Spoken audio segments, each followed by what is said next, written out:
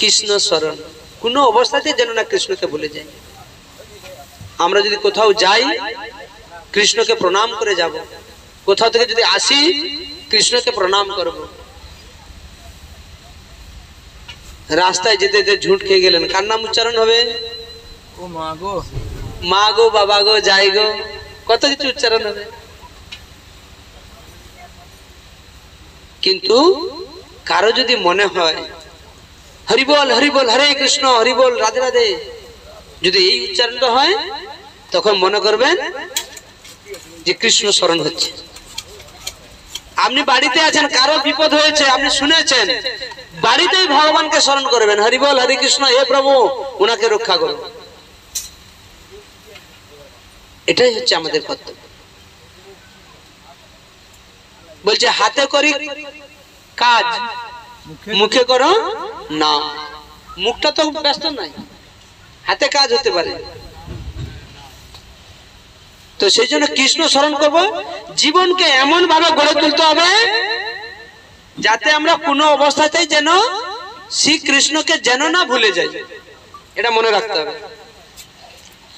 দেহ আত্মাকে একই সঙ্গে যথাযথভাবে সংরক্ষণ করার জন্য সবাইকে কর্ম করতে হয়। তাই শ্রীকৃষ্ণ এখানে আদেশ দিয়েছেন সমস্ত কর্ম যেন তার জন্যই করা হয়। তাহলে এখানে কি মনে হবে? ভগবানের উদ্দেশ্যে সমস্ত কর্ম করো। তাহলে কি ঘর ঝাড় দেবো নি? শুধু কি ভগবানের নাম করব?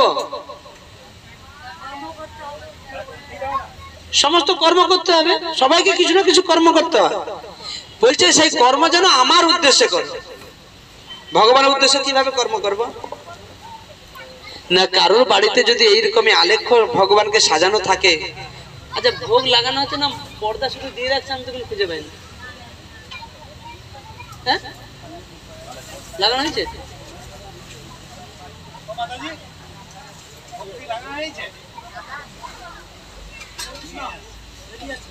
তাহলে পর্দা আগে দিয়ে দিয়ে দিছো কেন? আমি কোনো খুঁজে পাইনি। 1 ঘন্টা আগে পর্দা টাকানো হয়ে আছে।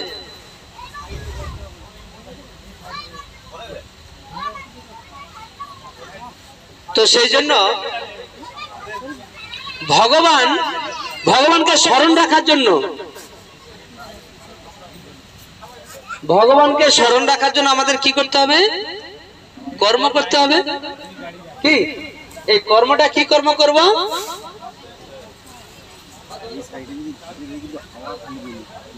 কি কর্ম করব? ভগবান কেন্দ্রিক কর্ম। সেটা কিরকমই? যদি এইভাবে যদি আমরা বাড়িতে যদি ভগবানকে সাজাই, এই বাড়িটা কি হবে? কৃষ্ণের সংসার করো ছাড়িও না চার, জীবের দয়া কৃষ্ণ নাম সর্বধর্ম সার। এইবার কৃষ্ণের সংসার হয়ে যাবে। আর যখন কৃষ্ণের সংসার হবে, আপনি বাড়িটা যখন ঝাড় দিবেন, ওটা বাড়ি হবে নি, কি হবে? মন্দির হয়ে পরিণত হবে। নিতাই গৌর সীতানাথ প্রেমানন্দে। আপনি ঝাড় দিবেন, কর্ম করছেন, সেটা মন্দির হয়ে যাবে। মন্দিরে ঝাড় দিলেন, মন্দিরে লাতা দিলেন, মন্দির পরিষ্কার রাখলেন, যা কিছু রান্না হবে কার জন্য? ভগবানের জন্য। বাজার করবেন কার জন্য? সমস্ত কিছু কাজ চলছে, কর্ম চলছে, কার উদ্দেশ্য হয়ে যাবে? ভগবান কেন্দ্রিক কাজ কর্ম হয়ে যাবে। শুধু একটু কি করতে হবে? বাড়িতে আমাদের এরকমই ভগবানকে সাজাতে হবে, ভগবানকে রাখতে হবে, তবেই তো ভগবানের সংসার হবে।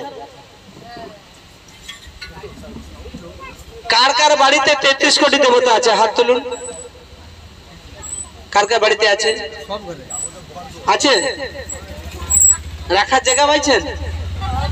দুর্গা, কালী, গণেশ, শীতলা সব না, 33 কোটি মন তো দেবতা নয়। 33 কোটি দেবতা কাদের বাড়িতে আছে? সেবা দিতে পারবেন তাদেরকে? তাদেরকে সেবা দিতে পারবেন? জায়গা আছে? ওইখানে একটা ইট বা কিছু দিতে দূরে থেকে, বা ব্যাগটা গুলো চাপিয়ে দিতে। কেননা এত দেবতাদের পূজা করা, সেবা করা আমাদের সম্ভব না, সময় নেই। আমরা কি করি না, সিজনে সিজনে দেবতাকে ডাকি। এই কিছুদিন আসতেছে কার্তিক পূজা হবে, তাই না? কিন্তু কার্তিক পূজা চলে গেলে আর তাকে ডাকি। দুর্গা পূজা চলে গেছে, আর তাকে ডাকি। কালী পূজা চলে গেছে, আর তাকে ডাকবো 2 দিন 3 দিন। কিন্তু আপনি কতজনকে সন্তুষ্ট করতে পারবেন? মাতৃঋণ পিতৃঋণ শোধ করতে পারবেন?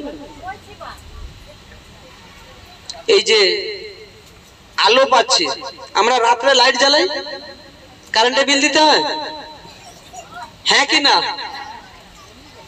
শুধু রাতটুকু। আর সারাদিন যে আমরা আলো ব্যবহার করি, লাইট, এর বিল দেই। কারেন্টের বিল যদি 1 মাস 2 মাস দিয়ে বন্ধ করে দেয়, কি করবে?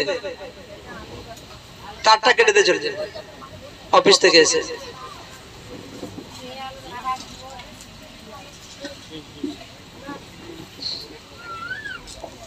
তো সেই জন্য আমাদের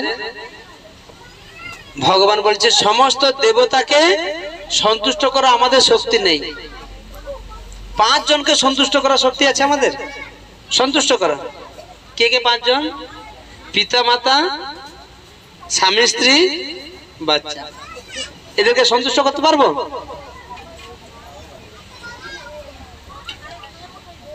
যদি শাস্ত্রে বলেছে যদি তুমি কারো ঋণ রেখে দিয়ে এখান থেকে বিদায় নাও, আবার তোমাকে এসে তার ঋণ শোধ করে তোমাকে যেতে হবে।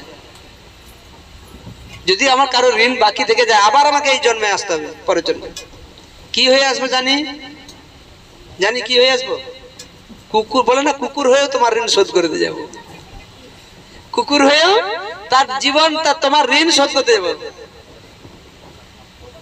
সেই জন্য গীতাতে ভগবান বলছেন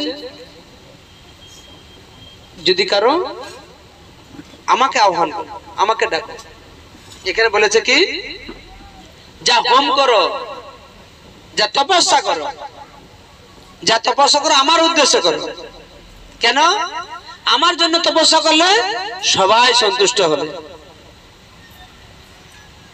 উদাহরণ দিয়েছে প্রভুপাদ, কত সুন্দর।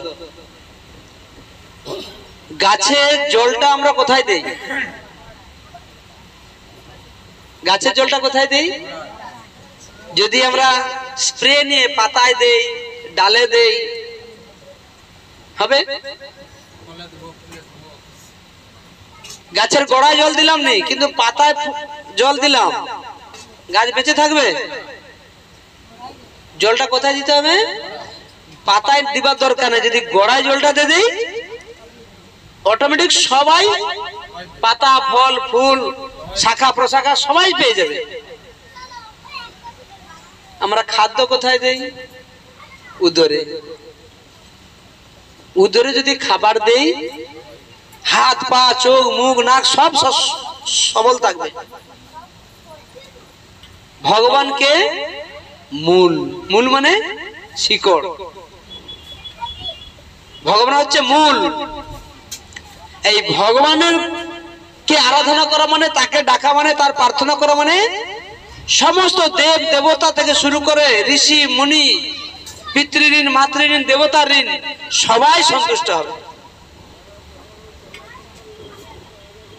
কিন্তু ভগবানকে ডাকবো কখন, কিভাবে ডাকবো?